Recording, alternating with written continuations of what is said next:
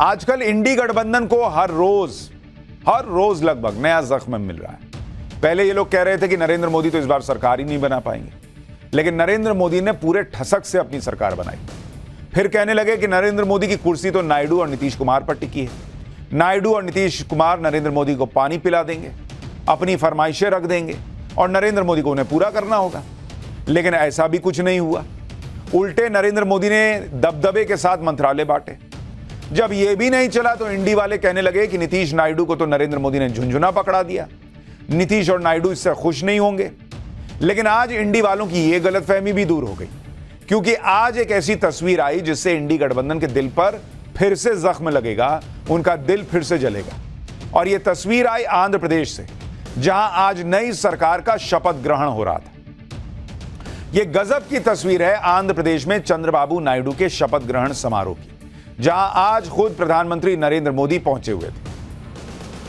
CM पद की शपथ लेने से ठीक पहले जब चंद्रबाबू नायडू का नाम लिया गया तो वो अपनी सीट से उठे और नरेंद्र मोदी को झुककर प्रणाम किया और फिर शपथ लेने के लिए आगे बढ़े। शपथ लेने के बाद चंद्रबाबू नायडू जब वापस अपनी सीट पर लौटे तो नरेंद्र मोदी ने उन्हें बधाई दी और पीएम मोदी ने उन्हें गले लगा लिया। काफी देर तक दोनों नेता गले मिले और दोनों नेताओं के बीच जो केमिस्ट्री दिख रही थी उसे देखकर कोई भी यही कहेगा कि इनके बीच कोई खटपट होगी या चंद्रबाबू नायडू मोदी सरकार में सिर्फ 2 मंत्रालय मिलने से नाराज होंगे, ऐसा दिख तो नहीं रहा। चंद्रबाबू नायडू की बॉडी लैंग्वेज से तो ऐसा कुछ भी नहीं दिखा। इन तस्वीरों को देखकर जाहिर है कि इंडी गठबंधन परेशान हो गया होगा, क्योंकि इंडी गठबंधन तो यही माहौल बना रहा था कि टीडीपी के तो 16 सांसद हैं, 2 मंत्रालय में उनको निपटा दिया। यहां नरेंद्र मोदी और चंद्रबाबू नायडू की केमिस्ट्री देखिए। चंद्रबाबू नायडू भी पैर छूने के लिए झुके, लेकिन नरेंद्र मोदी ने गले लगा लिया।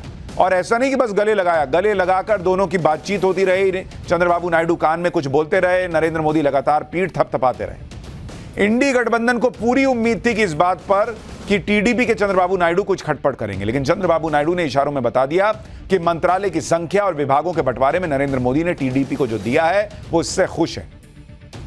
और जब एनडीए में बड़ी पार्टी ही विरोध नहीं जता रही तो फिर जिनके कम सांसद है वो क्या ही करेंगे, वो तो खुद सरेंडर मोड में आ जाएंगे। अब टीडीपी इतनी खुश है तो नीतीश जी अकेले बाहर जाके भी क्या कर लेंगे। लेकिन चंद्रबाबू नायडू के साथ नरेंद्र मोदी की ये तस्वीरें तो सिर्फ अभी ट्रेलर है, अभी आपको पूरी पिक्चर आगे दिखाऊंगा। नीतीश कुमार की तरह आज चंद्रबाबू नायडू ने भी पीएम मोदी के पांव छूने की कोशिश की और सबको चौंका दिया। जब चंद्रबाबू नायडू ने शपथ ली तो उसके बाद वो नरेंद्र मोदी के पास पहुंचे और झुककर उनके पांव छूने लगे, जैसा नीतीश कुमार ने किया था। लेकिन नरेंद्र मोदी ने उन्हें रोक लिया और झट से गले लगा लिया। यह नरेंद्र मोदी का कद दिखाता है इस सरकार में कि नीतीश कुमार से लेकर चंद्रबाबू नायडू तक दोनों नरेंद्र मोदी का आशीर्वाद ले रहे हैं। जिन 2 लोगों के लिए कहा गया कि उनके आशीर्वाद से नरेंद्र मोदी की सरकार चलेगी, वो दोनों लोग नरेंद्र मोदी का आशीर्वाद ले रहे हैं। आज चंद्रबाबू नायडू के शपथ ग्रहण समारोह में नरेंद्र मोदी के साथ एनडीए के कई दलों के नेता शामिल हुए। इस शपथ ग्रहण समारोह की टाइमिंग भी बड़ी इंपॉर्टेंट है, क्योंकि 2 दिन पहले ही नरेंद्र मोदी ने अपने मंत्रिमंडल में सारे विभागों का बंटवारा किया और उसके बाद आज पहला मौका रहा जब एनडीए के नेता सार्वजनिक मंच पर मिले।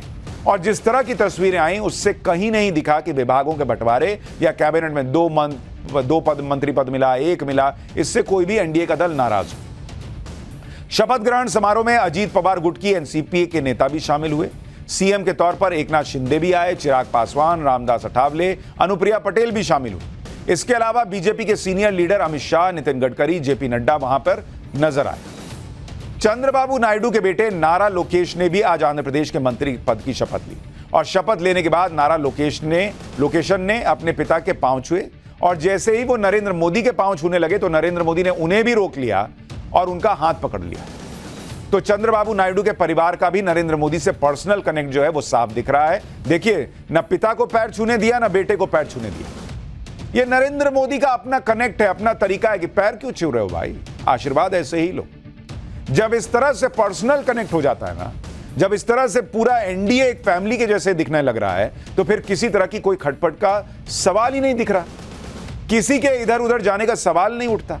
लेकिन इंडी गठबंधन वाले तो इसी के भरोसे बैठे हैं कि कहीं एनडीए में कुछ हो, कुछ खटपट हो तो उनको मौका मिले। इंडी गठबंधन वाले सारी तिकड़म लगा रहे हैं कि कहीं कोई खेल हो जाए। पहले लेवल पर यह कोशिश हुई कि किसी तरह से एनडीए में शामिल चंद्रबाबू नायडू और नीतीश कुमार को साथ ले आया जाए। यह कोशिश बेकार हुई तो दूसरे लेवल पर प्लानिंग की गई कि मंत्रिमंडल के बंटवारे पर एनडीए के दूसरे दलों को भड़काओ। यह दाव भी नहीं चला तो तीसरे लेवल पर प्लानिंग की गई कि विभागों के बंटवारे पर मोदी सरकार के अंदर सहयोगियों में कुछ खटपट हो जाए। आज ये कोशिश में भी लगे हुए रहे लेकिन कि एनडीए के अंदर फूट पड़ जाए, लेकिन यह हुआ नहीं। इंडी गठबंधन के नेता क्या कह रहे हैं, जरा इनका दर्द भी सुनिए। अब केंद्र सरकार में जो दो अतृप्त आत्माएं हैं, चंद्रबाबू नायडू और नीतीश कुमार जी, पहले आप उस अतृप्त आत्मा के समाधान करो। और जैसे पवार साहब ने कहा, भटकते आत्मा किसी का पीछा नहीं छोड़े, ये सच है। जब तक नरेंद्र मोदी को, प्रधानमंत्री जी को उनके पद से हम नीचे नहीं उतारेंगे, तब तक ये आत्माएं जो है हमारी, वो शांत नहीं है। अतृप्त आत्माएं तो इंडी गठबंधन में फिलहाल ज्यादा नजर आ रही हैं, लेकिन ये सब बातें करके इंडी गठबंधन एक तरह से नरेंद्र मोदी का काम ही आसान कर रहा है, क्योंकि जितना इंडी गठबंधन ने इधर उधर करने की कोशिश की, उतना ज्यादा एनडीए के सहयोगियों ने पीएम मोदी के प्रति अपने समर्थन का शक्ति प्रदर्शन किया। आप देखिए, सिर्फ 8 दिन में एनडीए के नेता 4 बार एकजुट दिखे और दिखाया गया कि वो नरेंद्र मोदी के साथ है। 5 जून को दिल्ली में बैठक हुई, सारे दल मौजूद रहे, एकजुटता का शक्ति प्रदर्शन हुआ। 7 जून को दिल्ली में पीएम मोदी को एनडीए का नेता चुना गया, फिर से एकजुटता दिखी। 9 जून को नरेंद्र मोदी के शपथ ग्रहण समारोह में एनडीए एकजुट नजर आया, और फिर अब 12 जून को फिर से चंद्रबाबू नायडू के शपथ ग्रहण समारोह में एनडीए परिवार ने एकजुटता का ऐसा शक्ति प्रदर्शन किया कि इंडी गठबंधन की थोड़ी बहुत उम्मीदों ने भी दम तोड़ दिया। अब आपको चंद्रबाबू नायडू के शपथ ग्रहण का वो वीडियो भी दिखाता हूं जिसने इंडी गठबंधन को सबसे ज्यादा परेशान किया।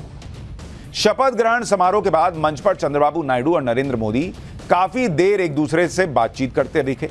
उनके साथ में जनसेना पार्टी के प्रमुख पवन कल्याण भी मौजूद रहे, जो एनडीए का हिस्सा है। पवन कल्याण ने आंध्र प्रदेश के डिप्टी सीएम पद की शपथ ली। चंद्रबाबू नायडू से बातचीत के बाद पवन कल्याण पीएम मोदी को स्टेज के दूसरी तरफ ले गए, जहां बाकी लोग खड़े थे। फिर पीएम मोदी पवन कल्याण के बड़े भाई और मेगास्टार चिरंजीवी के पास गए। पीएम मोदी ने दोनों भाइयों का हाथ पकड़ा और दोनों को स्टेज के बीच लेकर गए और हाथ ऊपर उठवाकर जनता का अभिवादन किया। इसके बाद पीएम मोदी साउथ के सबसे बड़े सुपरस्टार रजनीकांत से मिले। उसके बाद पीएम मोदी ने एनडीए के बाकी नेताओं से मुलाकात भी की।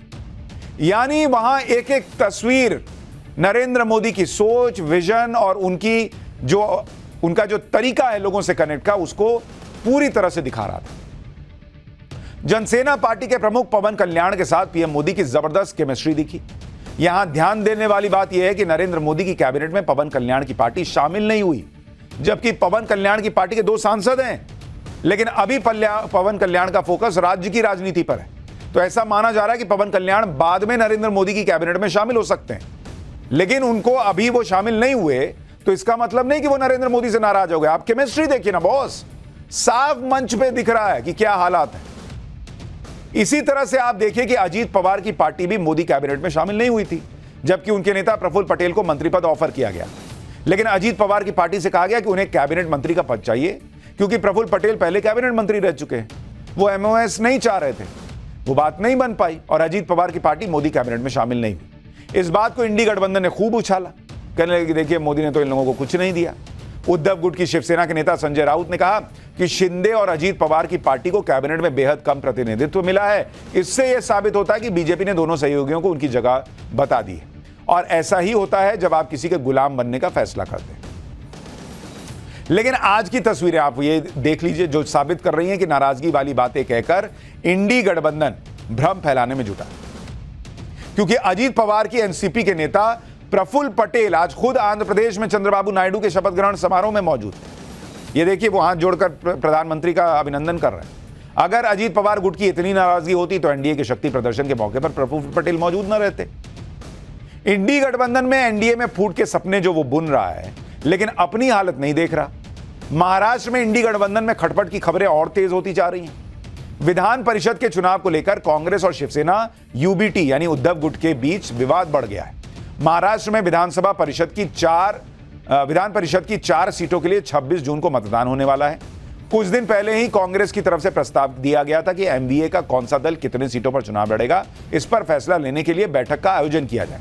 लेकिन उद्धव ठाकरे ने बैठक के पहले ही विधान परिषद की 4 सीट पर उम्मीदवार घोषित कर दिया।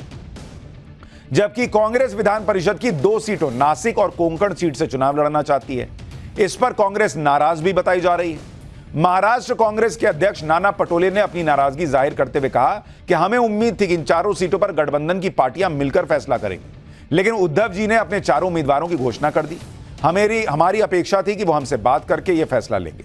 हालांकि अब उद्धव ठाकरे और कांग्रेस के बीच सीटों का समझौता होने की खबर है, जिसमें 3 सीटों पर उद्धव की पार्टी लड़ेगी और 1 सीट कांग्रेस को मिलेगी।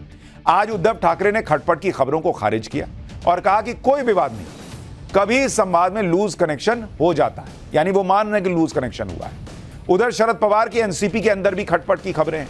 पार्टी के नेता और शरद पवार के पोते रोहित पवार और राज्य प्रदेश अध्यक्ष जयंत पाटिल के बीच मतभेद खुलकर सामने आ गए।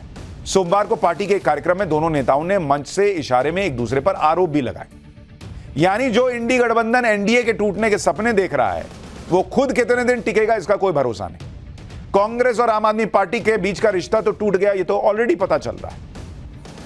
इसी तरह से चंद्रबाबू नायडू के शपथ ग्रहण समारोह में एनडीए के बड़े प्लेयर नीतीश कुमार शामिल नहीं हुए, तो इसे लेकर आरजेडी प्रवक्ता ने माहौल बना दिया कि नीतीश कुमार तो नाराज हैं। आरजेडी की तरफ से कहा गया है कि जब नीतीश कुमार के मन मुताबिक काम नहीं होता तो वो मौन धारण कर लेते हैं, किसी ना किसी तरीके से वो इस बात का संकेत देते हैं।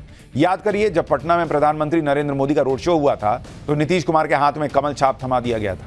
इसके बाद नीतीश प्रधानमंत्री के नामांकन समारोह में नहीं पहुंचे थे। इस पर जेडीयू की तरफ से कहा गया है कि नीतीश कुमार किसी काम में व्यस्त हैं, एनडीए में सब ठीक चल रहा है। मुख्यमंत्री जब प्रधानमंत्री के नॉमिनेशन में नहीं गए थे तब भी राजद की तरफ से यही सब कहा गया था, लेकिन नीतीश कुमार अब भी एनडीए में ही हैं।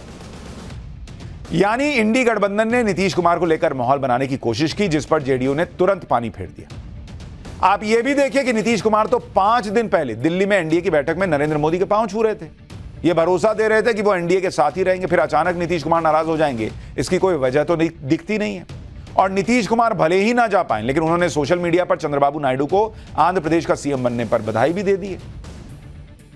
नरेंद्र मोदी की तीसरी सरकार में सहयोगियों ने ना तो मंत्री पद की संख्या पर कोई बवाल किया, ना ही विभागों के बंटवारे पर। अभी तक नाराजगी की कोई खबर नहीं आई है, इसलिए अब इंडी गठबंधन स्पीकर पद को लेकर एनडीए के सहयोगियों को उकसाने की कोशिश कर रहा है। ये तुमको ये तो नहीं दिए, स्पीकर देंगे। अब कहा जा रहा है कि स्पीकर पद तो टीडीपी और जेडीयू को अपने पास रखना चाहिए। अब ये इंडी गठबंधन बता रहा है कि जेडीयू टीडीपी को क्या करना चाहिए, वरना बीजेपी अपने सहयोगियों को ही खत्म कर देगी। संजय सिंह को सुनिए एक बार। भारतीय जनता पार्टी ने साफ तौर पे संकेत दिया है कि जो उनकी प्रवृत्ति है, कार्य करने की शैली है, अपने घटक दलों को धीरे धीरे करके समाप्त करना, खत्म करना, उनको अपमानित करना, उनकी ताकत को समाप्त करना, मंत्रालय के बंटवारे के बाद इसकी शुरुआत हो गई है। और ये झुंझुना मंत्रालय जो दिया है इन्होंने एनडीए के घटक दलों को, अगला चरण इनकी पार्टियों को खत्म करने का होगा, क्योंकि जो जो बातें हम लोग कहते हैं लगभग सच साबित होती है। और वो कैसे होगा? गलती से अगर बीजेपी का स्पीकर बन गया तो उसके 3 बड़े खतरे हैं। ये बाहर बैठ के खतरे गिना रहे, इसको कहते हैं पिन मारना, कि कहीं से तो बलून फटे। स्पीकर का फैसला तो नए संसद सत्र में होगा, जो 24 जून से शुरू होने वाला है। इस पर अभी से कुछ कहना मुश्किल है, लेकिन इतना तो क्लियर है कि जिस तरह की बातें इंडी गठबंधन वाले फैला रहे थे वैसा कुछ हुआ नहीं, क्योंकि नरेंद्र मोदी की लीडरशिप में सब अपनी अपनी भूमिका को अच्छी तरह से समझते हैं। जैसे केंद्र में पीएम मोदी ने अपने हिसाब से मंत्री बनाए, मंत्रालय बांटे, वैसे ही राज्यों में उनके सहयोगी अपने हिसाब से मंत्री पद दे रहे हैं। जैसे आंध्र प्रदेश में चंद्रबाबू नायडू की पार्टी सबसे बड़ी पार्टी है, तो उन्होंने आंध्र प्रदेश में मंत्री पद अपने हिसाब से बांटे। जैसे अगर आप देखेंगे आंध्र प्रदेश में क्या हुआ, इसको देखिए भाई, जहां तुम पावर में हो तुम ना करोगे भाई, जहां बीजेपी है वहां बीजेपी करेगी। आंध्र प्रदेश में अगर आप देखेंगे, आंध्र प्रदेश, यहां टीडीपी के विधायक कितने हैं? टीडीपी के विधायक हैं 77% पूरी विधानसभा में, 77। तो कैबिनेट में कितनी जगह है? कैबिनेट में जगह 84%। अब यहां बीजेपी तो नहीं कह रही ना कि भाई हमको चाहिए जगह। जो जेएनपी है उसके कितने विधायक है भाई? उसके 12% हैं, तो उसको कैबिनेट में कितनी जगह मिली हुई है? 12%। बीजेपी के एमएलए 4%, तो कैबिनेट में जगह 4%। बीजेपी 4% पे है तो कैबिनेट में जगह भी उसको 4% मिली है। अब यही हिसाब केंद्र में चल रहा है। नरेंद्र मोदी वहां तो नहीं कह रहे कि भाई हमको ज्यादा दे दो। भाई सरकार में सबसे ज्यादा मंत्री है टीडीपी की, यही होता ही है। इसी फॉर्मूले में केंद्र में बीजेपी ने अपनी हिस्सेदारी रखी और बाकी दलों को प्रतिनिधित्व दिया। इससे केंद्र या राज्य कहीं पर भी पद को लेकर कोई टकराव होने की कोई गुंजाइश ही नहीं है। इंडी गठबंधन वाले अपनी हार को भी जीत मान रहे हैं और नरेंद्र मोदी तीसरे बार जीते हैं तो इस पर भ्रम फैलाया जा रहा है।